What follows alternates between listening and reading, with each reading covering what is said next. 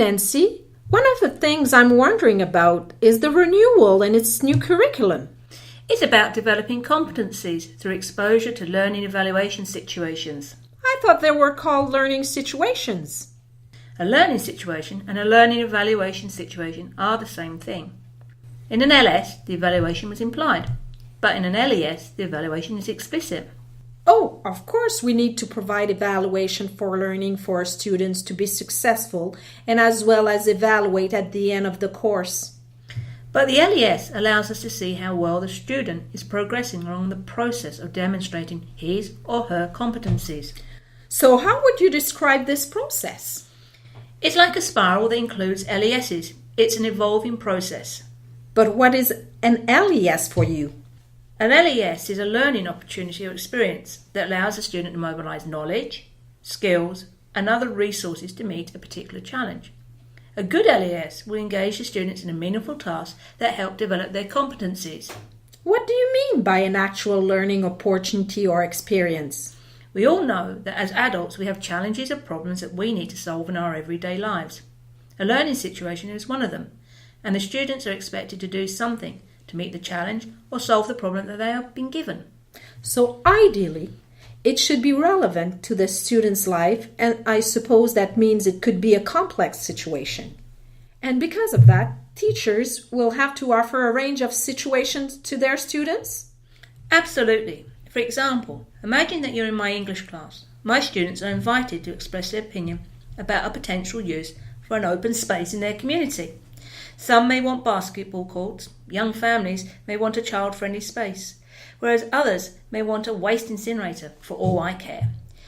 Each of these solutions will provide the students an opportunity to research, record and present their thoughts and arguments.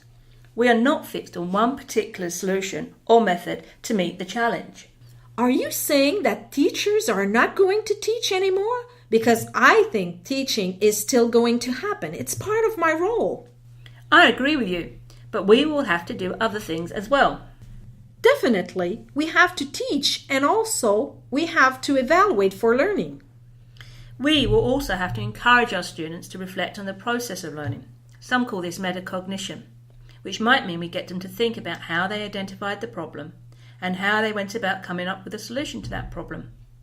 The reflection shouldn't just concentrate on the end product, but how they came to that product. In an LES, the process and the product are both very important. The end product is what the student produces to successfully meet the challenge of that learning situation. It helps us to see that the student is working towards the end of course outcomes, as stated in the program.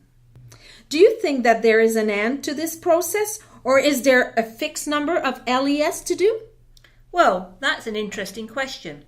I think that the participation in one LES will influence the next LES, and so it should bring the students further to meeting the end of course outcomes, if the LESs are carefully planned.